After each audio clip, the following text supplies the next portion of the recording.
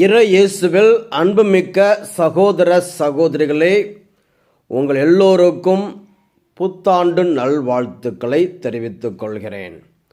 ஆண்டின் தொடக்க நாளான இன்றைய முதல் வாசகத்தில் கூறப்பட்டுள்ள சொற்கள் வழியாக இறைவன் நாம் ஒவ்வொருவரையும் தனிப்பட்ட முறையில் ஆசீர்வதிக்கின்றார். தாயாம் திருச்சபையும் கடவுளின் பெயரால் இதே ஆசி மொழிகளால் நம்மை வாயார மனதார ஆசீர்வதிக்கின்றது. ஆண்டவர் உனக்கு ஆசி வழங்கி உன்னை காப்பாராக. ஆண்டவர் தம் திருமுகத்தை உன்மேல் ஒளிரச் செய்து உன்மீது அருள் பொழிவாராக. ஆண்டவர் தம் திருமுகத்தை உன் பக்கம் திருப்பி உனக்கு அமைதி அருள்வாராக. இறைவன் தாமே மோசே வழியாக ஆரோனுக்கும் அவரது வழித்தோன்றல்களுக்கும் தலைவர்கள் மக்களை எவ்வாறு ஆசீர்வதிக்க வேண்டுமென்று கற்பிக்கின்றார். நமது ஆண்டவர் நாம் எவ்வாறு தந்தையை நோக்கி ஜெபிக்க வேண்டுமென்று கற்பித்தது போல தந்தையாம் கடவுள் ஆசி வழங்கும் பாங்கினை முதல் வாசகத்தில் கற்பிக்கின்றார். எபிரேய மொழியில் 3 தொடர்களாக 15 சொற்களாக இந்த ஆசி மொழி அமைந்துள்ளது. தமிழாக்கத்தில் சொற்கள் கூடுதலாக அமைந்துள்ளன. ஒவ்வொரு ஆசிரும் ஆண்டவர் என்றே தொடங்குகின்றது. சற்று ஆழ்ந்து நோக்கினால் முதல் ஆண்டவர் தந்தையையும், 2ஆம் ஆண்டவர் தூய ஆவியானவரையும், 3ஆம் ஆண்டவர் இயேசுவையும் குறித்து நிற்பது தெளிவாக விளங்கும். அதாவது தந்தை, ஆவி, மகன் என்ற மூவொரு பொருளான கடவுள் தாமே நம்மை ஆசீர்வதிப்பதாக இந்த ஆசீர் அமைந்துள்ளது. ஆண்டவர் உனக்கு ஆசி வழங்கி உன்னை காப்பாராக என்பது முதல் தொடர். ஆசி வழங்குவதும் காப்பதும் தந்தைக்கு உரியவை. படைப்பது, காப்பது, படைத்தவற்றை தமது ஆசிரால் நிரப்புவது ஆகியன தந்தைக்குரியனவாக இருப்பதை விவிலியம் நமக்கு உணர்த்துகின்றது. விண்ணையும் மண்ணையும் உருவாக்கியவர் அவரே என்று திருப்பாடல் 115 தொடக்கத்தில் கடவுள் விண்ணுலகையும் மண்ணுலகையும் படைத்த பொழுது என்று தொடக்க நூலின் முதல் வாசகத்திலும் கூறப்பட்டுள்ளவை தந்தையாம் கடவுளின் செயல்களாகும். உமது கண்ணின் மணியென என்னை காத்தருளும், உம்முடைய சிறகுகளின் நிழலில் என்னை மூடிக்கொள்ளும். ஆண்டவரே, மாயும் மனிதரிடமிருந்து இவ்வுலகமே தங்கள் கதியென வாழ்ந்து மாயும் மனிதரிடமிருந்து உமது கை வலிமையினால் என்னை காப்பாற்றும். திருப்பாடல் 17:8-14 என்ற விவிலிய வசனங்கள் கடவுளாம் தந்தையின் காப்பாற்றும் செயலுக்கு சான்று பகர்கின்றன. திருப்பாடல் 115:12-13 இவ்வாறு சொல்லுகிறது: ஆண்டவர் நம்மை நினைவு கூர்ந்துள்ளார், நமக்கு தம் ஆசியை அளிப்பார். இஸ்ரேல் குடும்பத்தாருக்கு ஆசி வழங்குவார், ஆரோனின் குடும்பத்தாருக்கு ஆசி வழங்குவார். தமக்கு அஞ்சி நடப்போருக்கு ஆசி ஆண்டவர் வழங்குவார், சிறியோருக்கும் பெரியோருக்கும் ஆசி வழங்குவார் என்று திருப்பாடல் ஆசிரியர் தந்தையின் ஆசி வழங்கும் இயல்பு குறித்து இவ்வாறு எழுதுகின்றார். அடுத்து, ஆண்டவர் தம் திருமுகத்தை உன்மேல் ஒளிரச் செய்து உன்மீது அருள் பொழிவாராக என்று கூறப்பட்டுள்ள 2ஆம் தொடர் தூய ஆவியாருக்கு உரியதாகும். நெருப்பும் ஒளியும் நிழலும் மேகமும் மழையும் அருளும் தூய ஆவியாரின் அடையாளங்கள். கடவுளுக்கு உருவம் இல்லை, ஆதலால் அவருக்கு முகமும் இல்லை. ஒளியே அவரது திருமுகத்தின் அடையாளமாக உள்ளது. எரியும் நெருப்பு ஒளியின் பிறப்பிடமாக உள்ளது. ஓரேப் மலையில் கடவுள் மோசேயுடன் எரியும் நெருப்பிலிருந்து பேசுகின்றார். எரியும் முட்செடி கருகவில்லை. ஆற்றல் அளிப்பதும் அழிப்பதும் வெளிச்சம் தருவதும் நெருப்பின் பண்புகள். ஆனால் தூய ஆவியார் அழிக்கின்ற நெருப்பு அல்ல. பெந்தகோஸ்தே நாளில் மரியா மீதும் சீடர்கள் மீதும் நெருப்பு போன்ற பிளவுண்ட நாவுகள் வடிவில் அவர் இறங்கி வருவதை காண்கிறோம். கபிரியேல் வானதூதர் மரியாவுக்கு அருள்மிக பெற்றவரே வாழ்க என்று வாழ்த்திய தொடரை தூய ஆவியாரால் மிகவும் நிரம்ப பெற்றவரே வாழ்க என்றும் மொழிபெயர்க்கலாம். ஏனெனில் தூய ஆவியாரின் வடிவங்களுள் முதன்மையானது அருள். இறைவாக்கினர் எசாயா இதனை இவ்வாறு சொல்லுகிறார்: ஆண்டவராகிய என் தலைவரின் ஆவி என்மேல் உள்ளது, ஏனெனில் அவர் எனக்கு அருள் பொழிவு செய்துள்ளார். ஒடுக்கப்பட்டோருக்கு நற்செய்தியை அறிவிக்கவும், உள்ளம் உடைந்தோரை குணப்படுத்தவும், சிறைப்பட்டோருக்கு விடுதலையை பறைசாற்றவும், கட்டுண்டோருக்கு விடிவை தெரிவிக்கவும் என்னை அனுப்பியுள்ளார். எசாயா 61:1-2 என்ற திருவசனத்தில் பதிவு செய்கின்றார். மூன்றாவதாக, ஆண்டவர் தம் திருமுகத்தை உன் பக்கம் திருப்பி உனக்கு அமைதி அருள்வாராக என்ற தொடர் மைந்தனாம் இயேசுவை குறிக்கின்றது. அன்பு, மீட்பு, அமைதி ஆகிய மூன்றும் மைந்தனின் அடையாளங்கள். அன்பினால் மீட்பும், மீட்பினால் அமைதியும் உண்டாகின்றன. கிறிஸ்து நமக்காக தம் உயிரை கொடுத்தார். இதனால் அன்பு இன்னதென்று அறிந்து கொண்டோம். 1 யோவான் 3:16 என்று யோவான் இயேசுவுக்கும் அன்புள்ள தொடர்பை வெளிப்படுத்துகின்றார். அவருக்கு இயேசு என பெயரிடுவீர், ஏனெனில் அவர் தம் மக்களை அவர்களது பாவங்களிலிருந்து மீட்பார். மத்தேயு 1:21 என்ற விவிலிய திருவசனம் இயேசு கிறிஸ்துவுக்கும் மீட்புக்கும் உள்ள தொடர்பை வெளிப்படுத்துகின்றது. அமைதி இல்லாமல் மனித நெஞ்சங்களில் அமைதியை ஏற்படுத்துவது, அமைதி இல்லாத மனித நெஞ்சங்களில் அமைதியை ஏற்படுத்துவது இயேசுவின் செயல்களாக இருக்கின்றது.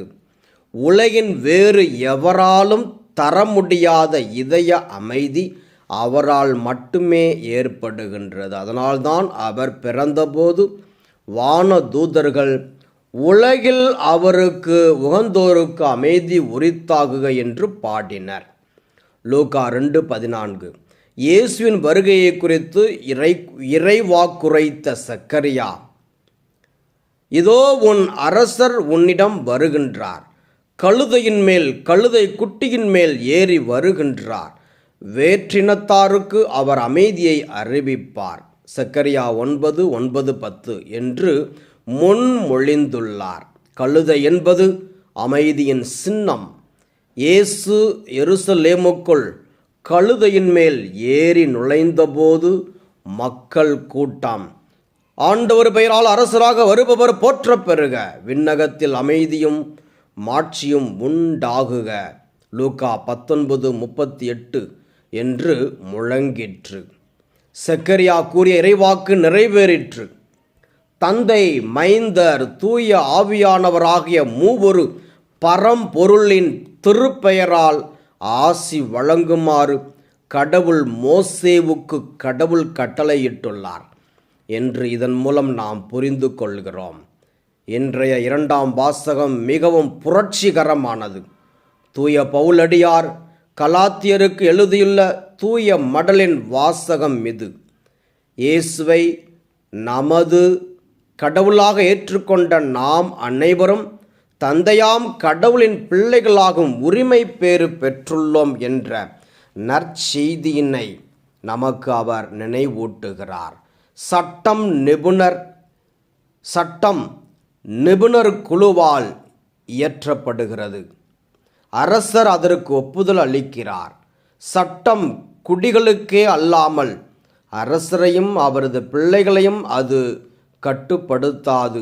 யூத அரசியல் தலைவர்கள் இயேசுவிடம் வந்து குடிவரி கேட்டபோது இக்கருத்தினை அவர் பேதுருவுக்கு நினைவூட்டுகிறார்.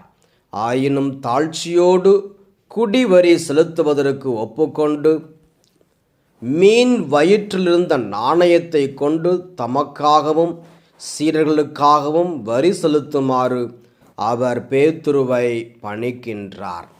அடிமைகளாக இருந்த நிலையில் யூதர்களின் சட்டத்திற்கும் இவ்வுலக அரசுகளின் சட்ட திட்டங்களுக்கும் கீழ்ப்படிந்திருந்தவர்கள் எல்லாரும் விண்ணக கடவுளின் பிள்ளைகளாகும் உரிமை பேறு பெற்றபின் சட்டங்களின் அடிமை தலைகளிலிருந்து விடுதலையாக்கப்பட்டவர்கள் ஆகிறார்கள் என்று பவுலடியார் கூறுகிறார். என்னை மீட்பராக ஏற்றுக்கொண்டவர்கள் எல்லாரும் என் சகோதரர் ஆவதால் என் தந்தையாம் கடவுள் உங்களுக்கும் தந்தையாகிறார். ஆதலால் அவரை நீங்கள் விண்ணிலுள்ள எங்கள் தந்தையே என்று பிள்ளைகளுக்குரிய உரிமையோடு அழைத்து ஜெபிக்கலாம் என்று இயேசு கற்பித்தார். இதனை பரிசுத்த ஆவியாரால் புரிந்து கொண்ட பவுலடியார் கடவுளை நாம் எல்லாரும் அப்பா தந்தையே என்று அழைக்கும் உரிமை பேறு பெற்றுள்ளோம் என்றும், நாம் குரல் எடுத்து கடவுளை தந்தாய் அப்பா என்று அழைக்கும் போது தூய ஆவியால் நிரப்பப்படுகிறோம். ஆதலின் நமது குரல் வழியாக தூய ஆவியார் தாமே நம்மோடு சேர்ந்து அப்பா தந்தாய் என்று அழைக்கிறார் என்றும் பவுலடியார் விளக்கம் தருகிறார். இனி நாம் அடிமைகள் அல்ல என்றும் வானக அரசின் தலைவராகிய உன்னத கடவுளின் பிள்ளைகள், உரிமை குடிமக்கள் என்று அவர் நமக்கு தெளிவுபடுத்துகிறார். தம்மை மீட்பராக ஏற்றுக்கொண்டு சான்று பகரும் சீடர்கள் எல்லாரும் இவ்வுலகை சார்ந்தவர்கள் அல்ல என்று தந்தையிடம் இயேசு யோவான் நற்செய்தியில் பரிந்து பேசுவது இதோடு ஒப்பிடத்தக்கது. யோவான் 15:17-14. பவுலடியார் திருமுகத்தின் மற்றொரு புரட்சி கருத்து. இயேசுவின் பிறப்பால் பெண்களின் இழிநிலை ஒழிந்து அவர்கள் கடவுளின் தாய் என்ற தகுதியை பெற்றுள்ளார்கள் என்பதாகும்.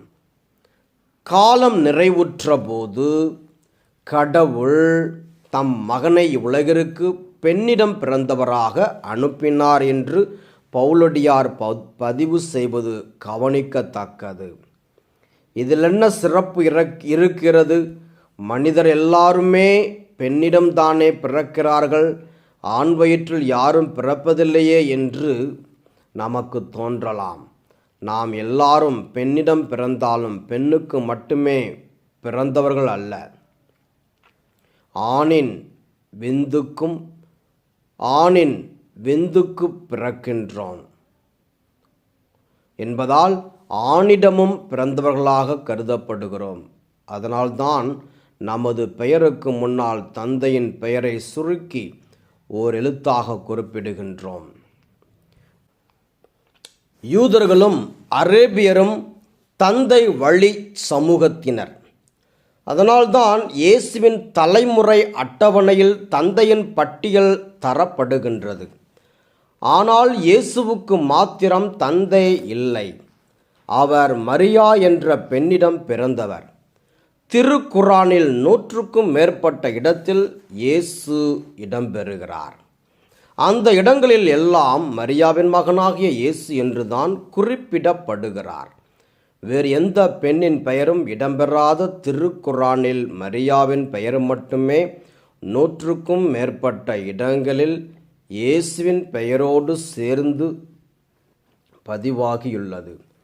ஆதியில் கடவுள் பாம்பை பார்த்து, உனக்கும் பெண்ணுக்கும் உன் வித்துக்கும் அவள் வித்துக்கும் பகையை உண்டாக்குவோம் என்று கூறிய போதே இயேசு பெண்ணிடம் மட்டுமே பிறந்தவராக, அந்த பெண்ணின் வித்தாக மட்டும் வருவார் என்பது முன் குறிக்கப்பட்டது.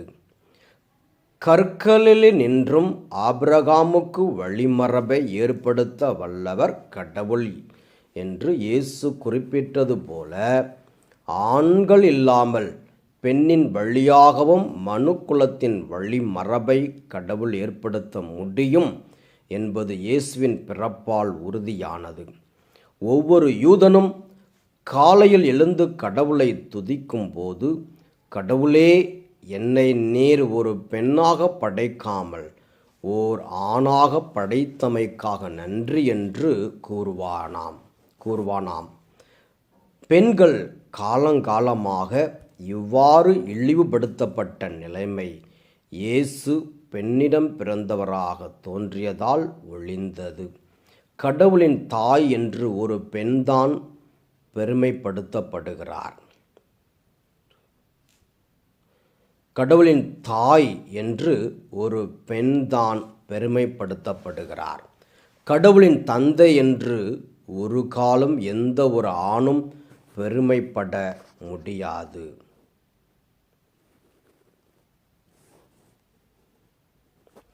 ங்கா போல் வளை என்றார் ஔவையார். ங்கா கர வரிசையில் ங்கா என்ற ஒரே உயிர்மை எழுத்து மட்டுமே பயன்படுகிறது. ஆயினும் ங்கா கர வரிசையில் உள்ள மற்ற 11 உயிர்மெய் எழுத்துகளும் காப்பாற்றப்படுகின்றன. மரியா என்ற ஒரு பெண் கடவுளின் தாயானதால் உலகின் ஒட்டுமொத்த தாய்க்குலமும் கடவுளின் தாய் என்ற தகுதியை பெறுகிறார்கள் என்று பெண்ணினம் பெருமைப்பட்டு கொள்ளலாம். உண்மையில் கடவுள் அனைத்தையும் தம்மிடமிருந்து பெற்றெடுப்பதால் அவர் பெண்ணாகத்தான் இருக்கிறார். அண்டை யோனி என்று அவருக்கு தமிழர் பெயரளித்துள்ளார்கள். யோனி என்பது கருவறை. கடவுள் கருவறையாக இருக்கிறார். இந்தியர் அவரை சக்தி என்ற பெண்ணாகத்தான் பார்க்கிறார்கள். ஆணாதிக்க சமுதாயம் உருவான பிறகே சிவன் உள்ளே புகுத்தப்பட்டு முதன்மை பெறுகிறார். குஞ்சுகளை சிறகுகள் அணைப்பது தாய் பறவை. இயேசு தம்மை தாய் பறவைக்கு ஒப்பிடுவது ஒப்பு நோக்கத்தக்கது. மத்தேயு 23:37. நற்செய்தியில் நாம் தெரிந்து கொள்ள வேண்டிய மற்றொரு முக்கிய செய்தி இடையர்கள் மீட்பரை எவ்வாறு கண்டுகொண்டார்கள் என்பதுதான். இஸ்ராயேல் மக்கள் சற்று வித்தியாசமானவர்கள். அவர்கள் இயல்பாகவே இறையுணர்வு மிக்கவர்களாக வளர்க்கப்பட்டனர். தங்களை மீட்க மெசியா வருவார் என்று அவர்கள் அனைவருமே காத்து கிடந்தனர். அரசர் முதல் ஆண்டி வரை மக்களை மேய்ப்பவர்கள் முதல் மாடுகளை மேய்ப்பவர் வரை எல்லாருமே மெசியாவின் வருகைக்காக காத்திருந்தனர். அதனால்தான் வானதூதர் இடையர்களிடம் பெரும் மகிழ்ச்சியூட்டும் செய்தியை உங்களுக்கு அறிவிக்கின்றேன் என்று ஆண்டவராகிய மெசியா என்னும் மீட்பர் உங்களுக்காக தாவீதின் ஊரில் பிறந்திருக்கிறார் என்று கூறுகிறார்கள். மெசியாவின் பிறப்பை இடையர்கள் மிகவும் மகிழ்ச்சியூட்டும் செய்தியாக எடுத்துக்கொள்வார்கள் என்ற வானதூதர் அறிந்திருந்தார்கள். நீங்கள் ஆவலோடு எதிர்பார்த்திருந்த மெசியா உங்கள் ஊரில் உங்களுக்காக பிறந்துள்ளார் என்று வானதூதர் இடையர்களுக்கு கூறுகிறார்கள். வானதூதர் உச்சரித்த ஒவ்வொரு சொல்லுக்கும் இடையர்களுக்கு அர்த்தம் புரிகின்றது. அவர்கள் பெத்லகேமை நோக்கி விரைந்து ஓடுகிறார்கள்.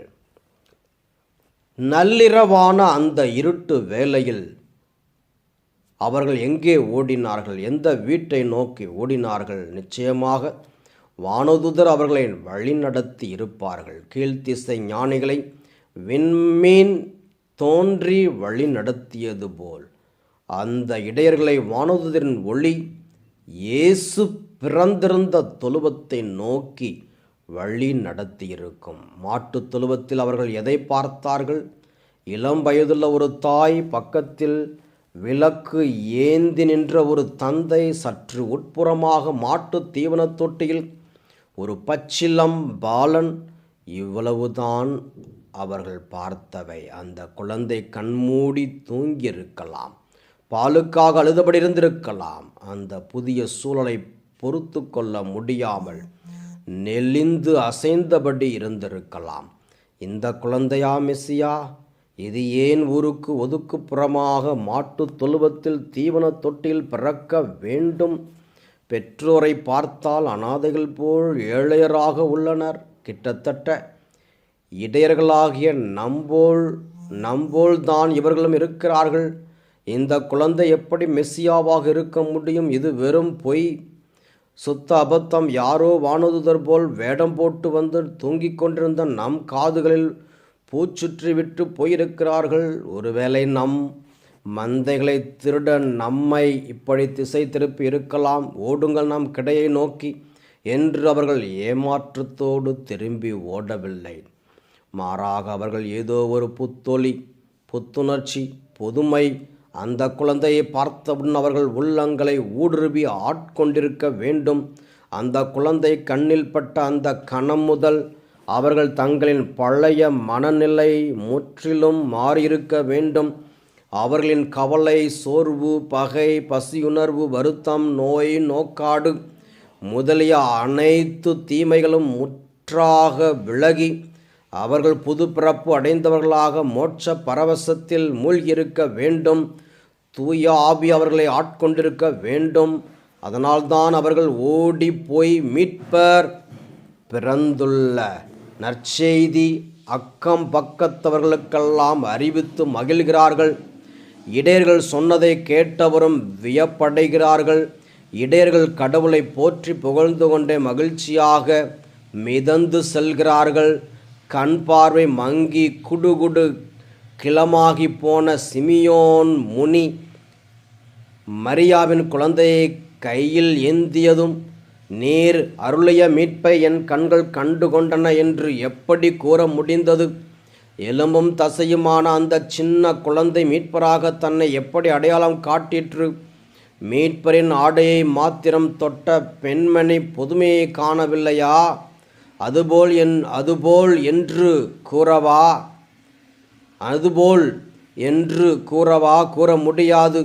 ஏனெனில் அவள் மீட்பரை கண்டாள். ஆனால் தாம் அவரை காணாத, கேள்விப்படிராத குழந்தையை கையில் ஏந்திய சிமியோன் தூய ஆவியால் நிரப்ப பெற்றதால் தான் அந்த குழந்தை அவருக்கு மீட்பராக தெரிந்தது.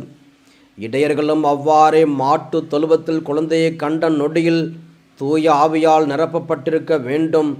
தூய ஆவியால் நிரப்பப்பட்ட எலிசபெத்து மரியா ஆண்டவரின் தாய் என்று அடையாளம் கண்டது போல எல்லாமே ஆவியாரால் நிகழ்ந்தன என்பதுதான் இயேசுவின் பிறப்பை ஒட்டி எழும்பும் கேள்விகளுக்கெல்லாம் விடையாக அமைய முடியும்.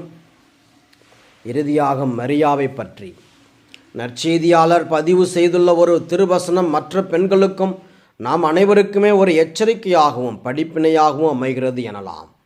மரியா இந்நிகழ்ச்சிகளை எல்லாம் தாம் உள்ளத்தில் இருத்தி சிந்தித்து கொண்டிருந்தார் என்பதுதான் நம்மை உறுத்தி நிற்கும் உன்னத இறைவார்த்தை. கபிரியேல் வானதூதரின் மங்கள வாக்கு, எலிசபெத்தின் புகழ் மொழி, இடையர்களின் வானதூதரின் புகழ் பாடல், கீழ்த்திசை ஞானிகளின் வருகை, சிமியோன் முனிவரின் பரவச இறைவாக்கு ஆகிய இவை அனைத்தும் தாம் பெற்றுள்ளது கடவுளை, மெசியாவை என்று மரியாவுக்கு தெளிவாக உணர்த்தின. ஆயினும் மரியா மகிழ்ந்து கூத்தாடவில்லை, தமது உயர்நிலை குறித்து தம்பட்டம் அடிக்கவில்லை. எல்லா தலைமுறையும் உன்னை பேருடையாள் என போற்றும் என அவரது உள்ளம் பாடியது என்றாலும் தாம் கடவுளை பெற்றெடுத்த காரிகை என்று அவர் பேசி தெரியவில்லை. தம்மை சுற்றி ஒரு கூட்டத்தை கூட்டி பரபரப்பு ஏற்படுத்திய அந்த புகழில் அவர் குளிர்காயவில்லை. இந்த வாழ்த்து எத்தகையதோ என்று கபிரியேல் வாழ்த்திய போது சிந்தனை வயப்பட்டது போலவே பாலன் இயேசுவின் பிறப்பை ஒட்டிய நிகழ்ந்த நிகழ்ச்சிகள் அனைத்திலும் அவர் மௌனமாக சிந்தித்து ஜெபத்தில் மூழ்கியிருந்தார். தமது மீட்பு திட்டத்தில் கடவுளின் அடுத்த நகர்வு என்னவாக இருக்கும் என்று ஆழ்ந்த இறை நம்பிக்கையில் ஆவியாரால் நிரப்பப்பட்டு தம்மை தாழ்த்தி ஒப்பு கொடுத்து வந்தார். இப்புத்தாண்டு வாசங்கள் நமக்கு தரும் நற்செய்திகள் 4. 1. பெற்றோர் பெரியோர் ஆகியோர் முதல் வாசகத்தில் கடவுள் கூறியுள்ளபடி இளையோரை மூவரு கடவுள் பெயரால் ஆசிர்வதிக்க வேண்டும். இளையோரும் மூத்தோரிடம் ஆசீர்வாதம் பெற வேண்டும். 2.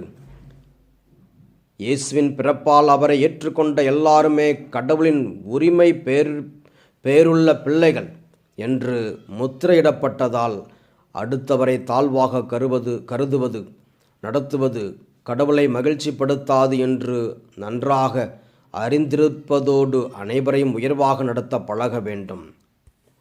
3. தூய ஆவியாரால் நிரப்பப்பட்டதால் தான் இயேசுவை கண்ட ஆயர்களைப் போல், சிமியோனைப் போல், எலிசபெத்தைப் போல், கீழ்த்திசை ஞானிகளைப் போல் மீட்பராக நாமும் அடையாளம் காண முடியும். ஆதலால் தூய ஆவியாரை இறைஞ்சி மன்றாட பழகுவோம். 4. நாம் பெற்றுள்ள வரங்களை உயர்வு குறித்து பெருமை பாராட்டாமல் மரியாவை போல் அனைத்திலும் கடவுள் சித்தத்தை ஆழ் மனதில் சிந்தித்து தாழ்ச்சி நிறைந்தவர்களாய் கடவுளை மகிமைப்படுத்துவோம். ஆண்டவர் உனக்கு ஆசி வழங்கி உன்னை காப்பாராக. ஆண்டவரும் திருமுகத்தை உன்மேல் ஒளிரச் செய்து உன் மீது அருள் பொழிவாராக. ஆண்டவர் தம் திருமுகத்தை உன் பக்கம் திருப்பி உனக்கு அமைதி அருள்வாராக. ஆமேன்.